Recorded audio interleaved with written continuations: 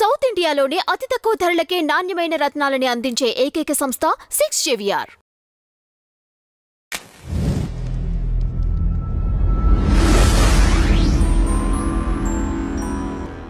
Madam నమస్తే. నమస్తే madam, Naga Chaitanya శోభిత పెళ్ళైన తర్వాత ఎవరికి వారు ఇండివిజువల్ ఇంటర్వ్యూస్ ఇవ్వటం జరిగింది. ఆ ఇంటర్వ్యూస్లో మీ ప్రేమ ఎలా మొదలైంది అన్నప్పుడు ఇన్స్టాగ్రాముల ద్వారా ఇలా చాటింగ్ చేసుకొని ఇలా దగ్గర అయ్యాము. ఇప్పుడు అదంతా కూడా ఆ స్టోరీ అంతా వైరల్ అవుతుంది. ఒకప్పుడు డివోర్స్కి సమంతనే కారణం అని చెప్పేసి ఇదే అక్కినేని ఫ్యాన్స్, ఇదే మీడియా ముఖంగా చాలామందిని తనని విమర్శలు చేశారు. మీరు చేసిన పాటలు అంటేనో లేకపోతే మీరు చేసిన సినిమాల రీజనో చాలామంది తన ఫ్యాన్స్ కూడా అక్కినేని కుటుంబం ఫ్యాన్స్ అంతా కూడా కామెంట్స్ చేయడం జరిగింది. ఇప్పుడు మరి దీన్ని ఎలా చూడొచ్చు అంటారు? ఎలా చూడొచ్చు అంటే, సమంత ఎక్స్పోజింగ్ గురించి మాట్లాడిన వాళ్ళకి శోభిత ఎక్స్పోజింగ్ గురించి ఏం మాట్లాడతారు? ఇప్పుడు ఆయన ఏమి ప్రపంచం తెలియని, ముక్కు మొహం తెలియని, అసలు ఈ ఇంత పెద్ద ప్రపంచం కదా ఇది, ఈ ఫ్యాషన్ వరల్డ్, సినిమా ప్రపంచం, వీటితో సంబంధం లేని ఒక 18 ఏళ్ల కన్నెపిల్లని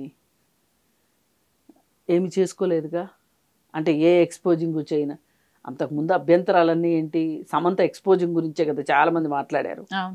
అంటే సమంతని ఏ విషయంలో అయితే, ఏ విషయాల్లో అయితే విమర్శించారో అవన్నీ ఇక్కడ కూడా ఉంది. ఆ స్టఫ్ అంతా ఇక్కడ కూడా ఉంది.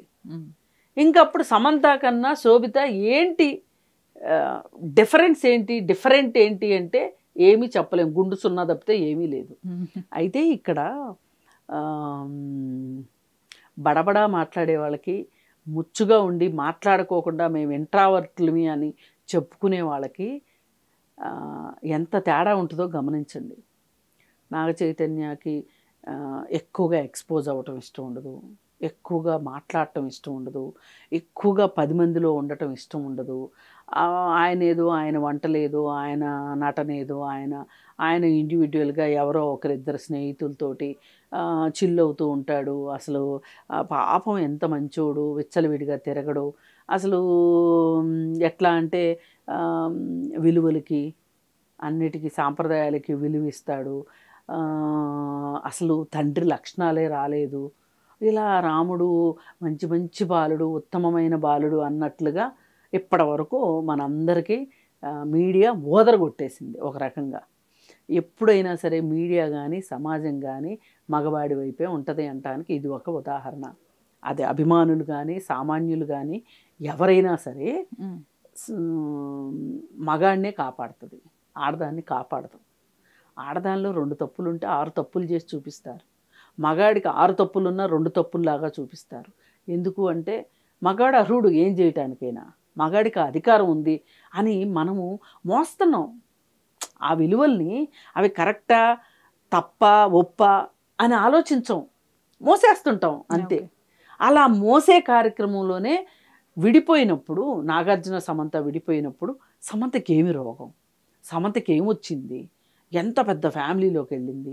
అక్కినేని లాంటి ఫ్యామిలీలో స్థానం దొరకడం అంటే మామూలు మాట?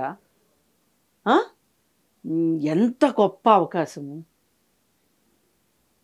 అసలు నాగ చైతన్య నోట్లో ఏలు పెడితే కొరకలేడు, పక్క ఊరికి దారి తెలీదు, ఎంత మంచోడు, వంచింతలు ఎత్తకుండా కాలేజీకి వెళ్ళి తిరిగి వస్తాడు అన్న లెవెల్లో ఓదరగొట్టేశారు కదా. అమలు ఉండలేదా? సినిమాలు గినిమాలు అన్నీ మానేసి ఇంట్లో కూర్చోలేదా? కుక్కలు పిల్లుల్ని పెంచుకుంటా ఉండలేదా? ఆమెను చూసైనా నేర్చుకోవచ్చు కదా. అసలు అమలకి సినిమాలు ఏంటి, ఆ చిన్న చిన్న బట్టలు ఏంటి, ఆ పాటలు ఏంటి, ఆ ఎక్స్పోజింగ్ ఏంటి, ఈ సినిమాలు చాలినట్లు మళ్ళీ ఓటీటీలు కూడానా అని ఎన్ని మాటలు అన్నారు. తీరా ఇప్పుడు మొత్తం తిరగేసి చూస్తే ఇప్పుడు తేలింది ఏంటి? సమంత వ్యవహారం నచ్చక నాగ చైతన్య శోభితాని వెతుక్కున్నాడు అన్నది ఇప్పుడు వచ్చిన దాన్ని బట్టి తేట తెల్లమవుతుంది. ఆవిడ కూడా ఒక గొప్ప సంబంధం కోసం, నాగ చైతన్య లాంటి బంగారు పిచ్చుక కోసం, అంటే డబ్బు విషయంలో కావచ్చు, హోదా విషయంలో కావచ్చు, సినిమా ప్రపంచంలో అతనుకున్న గ్లామర్ కావచ్చు, ఆ కుటుంబానికి ఉన్న ఇది కావచ్చు, ఇంత పెద్ద వ్యవహారంలోకి తాను రావాలి అనే ఒక తాహతాహ తనకు కూడా ఉందేమో అని అనిపించక మాంది కదా. పోనీ సమంత చిన్న బట్టల గురించి, సమంత ఎక్స్పోజింగ్ గురించి, సమంత గాడిద గుడ్డు గురించి అన్నీ మాట్లాడారు కదా. మరి అవన్నీ కూడా శోభిత చేసింది, అంతకంటే ఎక్కువే చేసింది. గట్టిగా మాట్లాడితే ఇంకెక్కువే చేసింది. అవును, అసలు రావటమే తను ఫ్యాషన్ ఫీల్డ్ నుంచి వచ్చింది. మిస్ ఇండియా గాను ఏమో పోటీ చేసి, మరి మిస్ ఇండియాలో అంటే ఊరికే ఎవరని అందరికీ తెలుసు కదా, బికినీలతోనే స్టార్ట్ అవుతుంది కదా. మరి అలాంటప్పుడు ఎలా ఎలా కుదిరింది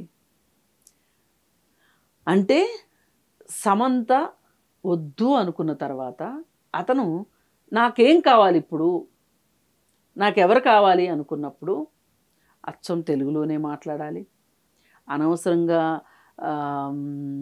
ఎక్స్పోజింగ్ చేయకూడదు, అవసరమైతే చేయొచ్చు, అనవసరంగా చేయకూడదు. అలాగే ఇన్స్టాగ్రాము వీటిల్లో ఎక్కువ పోస్టులు చేయకూడదు, ఆ చేసే పోస్టులు కూడా ఆలోచింపచేసేగా ఉండాలి, అనవసరమైనవి చేయకూడదు. వంట అంటే ఇద్దరికి కామన్ ఇంట్రెస్ట్ ఉండాలి, ఇద్దరు కలిసి రేపు వంటల పోటీలకు వెళ్ళాలి, మాస్టర్ చెఫ్కి వెళ్ళాలి, ఇలాంటి ఏయో ఇంట్రెస్ట్లు వచ్చినాయి. ఎందుకంటే ఆమెకి వంట ఇష్టం అంట, ఈయనకి వంట ఇష్టం అంట. ఈయనేమో అసలు పోస్టులే పెట్టడు, ఆమెమో సరైన పోస్టులు పెడుతుంది, ఆలోచింప చేసే పోస్టులు పెడుతుంది. ఇట్లా ఇప్పుడు ఒకరిపైన అయిష్టత వేరొకరిపైన ఇష్టంగా మార్చుకునే విషయంలో నాగ చైతన్య చాలా సక్సెస్ అయ్యాడనే చెప్పుకోవచ్చు. ఇప్పుడు వీళ్ళు ఇన్స్టాగ్రామ్ వేదికగా బాగా మాట్లాడుకుని ఇన్స్టాగ్రామ్ కూడా వీళ్ళకి చెప్పేసి, అమ్మ మీరు మాట్లాడుకోవటాన్ని మేము తట్టుకోలేము, మా ఇన్స్టాగ్రామ్ మొత్తం ట్రాఫిక్ జామ్ అయిపోతుంది, ఇంక మీరు ఎంత త్వరగా పెళ్లి చేసుకుంటే అంత మంచిది అని చెప్పి ఇన్స్టాగ్రామే వీళ్ళిద్దరికి చెప్పింది పెళ్లి చేసుకోమని.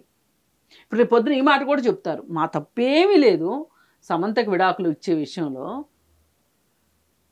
ఇంక మేము పెళ్లి చేసుకోకపోతే కుదరదు అనుకున్నాం కాబట్టే సమంతకు విడాకులు ఇచ్చాను అని నాగచైతన్య చెప్పకపోయినా, శోభిత చెప్పకపోయినా మనకి అర్థం అవ్వాల్సింది ఏంటి అంటే, వాళ్ళు మనం ఎంతవరకు అర్థం చేసుకోవచ్చో ఒక స్కోప్ ఇచ్చేసేసి వదిలేశారు మ్యాటర్ని. ఇక మన ఇష్టం, మనం ఏమైనా అనుకోవచ్చు. మనకు సమంత అంటే ఇష్టం అనుకోండి, మనం సమంత వైపు మాట్లాడుకోవచ్చు, లేదు న్యాయము ధర్మము చట్టము 4 సింహాలు ఇవన్నీ అనుకున్నాం అనుకోండి, ఇద్దరు వైపు ఆలోచించి సమంత కరెక్టా నాగ చైతన్య కరెక్టా అనుకోవచ్చు. అసలు నాగ చైతన్య ఇష్టం అనుకోండి, వాళ్ళదే కరెక్ట్ అనుకోవచ్చు. శోభిత ఇష్టం అనుకోండి, వాళ్ళదే కరెక్ట్ అనుకోవచ్చు. ఇవన్నీ తెలిసే కావచ్చు. పాపం వేణుస్వామిని మనం అనవసరంగా తిట్టాం, కానీ ఇంకొక స్త్రీ వల్లనే వాళ్ళు విడిపోతారు అని చెప్పి అన్నాడు కదా వేణుస్వామి. అంటే ఈ సంగతి మరి మహాజ్యోతిష్యుడికి ఈ సంగతి ఎట్ట తెలియలేదు, ఆవిడ వల్లే ఈ పెళ్లి పెటాకులు అయిందని తెలుసో లేదో. మరి ఆ పెళ్లి పెటాకులు అవుద్దని చెప్పాడు, కానీ ఈ పెళ్లి పెటాకులు అవ్వడానికి కారణం ఏంటో చెప్పలా. అంటే ఆయన దృష్టి ముందు పైకి వెళ్తుంది తప్పితే వెనక్కి రావట్లేదు అనుకుంటా. ఏది ఏమైనప్పటికీ ఏదో ఒక రోజు పాపం పండి ఎవరు చేసిన పనులు నిజాలు వాళ్ళ నోటితోనే ఒప్పుకునే రోజు అనేది ఒకటి వస్తుంది ఎప్పటికైనా. కాకపోతే వీళ్ళకి ఇంకా తొందరగా వచ్చింది అంతే. ఇప్పుడు సమంత చేయవలసింది ఏంటి అంటే, నేను ప్రేమిస్తూనే ఉంటాను ఇలాంటి మాటలు మాట్లాడటం ఆపేసి ఆమె జీవితం గురించి ఆమె చూసుకుంటే చాలు. ఆరోగ్యంగా ఉండి, ఆనందంగా ఉండి, సంతోషంగా ఉండి, ఆమెకు ఒక జీవితానికి తోడు కావాలనిపిస్తే తోడు వెతుక్కోవటము. అక్కర్లేదు నేను ఒంటరిగా అయినా బతకగలను, నన్ను నేను ప్రేమించుకుంటూ శ్రీవినల్ సీతారామ శాస్త్రిలాగా ఏంటి నాతో నేను రమించుకుంటూ అన్నట్లు జగమంత కుటుంబంలో పాటలలో హ్యాపీగా ఉండొచ్చు. ఇప్పుడు బట్టతలంత ఉత్తమం లేదన్నట్లు అసలు ఈ మొగుడు అనేవాడు, ఈ ప్రేమికుడు అనేవాడు ఉంటేనే కదా మనకి ఈ గోలంతా. ఆడు మోసం చేశాడను, అన్యాయం చేశాడను, తిట్టాడను, పొగడలేదను, నెత్తిని పెట్టుకోలేదను, ఈ బాధ అంతా. అసలు ఆడనేవాడు ఎవడో లేడనుకో, హాయిగా నిన్ను నువ్వే పొగుడుకోవచ్చు, నిన్ను నువ్వే ఆరాధించుకోవచ్చు, నీతో నువ్వే సంతోషంగా ఉండొచ్చు అని ఈ ఉచిత సలహా మటుకు పాపం నేను ఎవరికి సలహాలు ఇవ్వను. మొదటిసారి నాకు సమంతకి సలహా ఇవ్వాలనిపిస్తుంది. అమ్మ ఇంకెవ్వరిని నమ్మకు, నీకు నువ్వే సంతోషంగా ఉండు. సినిమాలు చేసుకుంటావా, లేకపోతే ఏం చేసుకుంటావు, వెబ్ సిరీస్ చేసుకుంటావా, ఏం చేసుకుంటావో చేసుకొని హ్యాపీగా ఉండు. నీలాంటి కల్లా కపటం లేని మనిషిని ప్రేమించగలిగే మగాడు ఉంటాడని నేను అనుకోను. ఎందుకంటే ఎంతో మంచివాడు అనుకున్న ఈ ముచ్చువాడే ఇన్ని పనులు చేసినప్పుడు చెడ్డవాళ్ళుగా కనిపించే వాళ్ళు మంచిగా ఉంటారని ఎట్లా అనుకుంటాము? అసలు నాగ చైతన్యకి మోస్ట్ ఎలిజిబుల్ బ్యాచులర్ వేరు. ఎంత మంచోడు, ఎంత మంచోడు. ఇప్పుడు బండారం అంతా ఇప్పుడు బయటపడింది.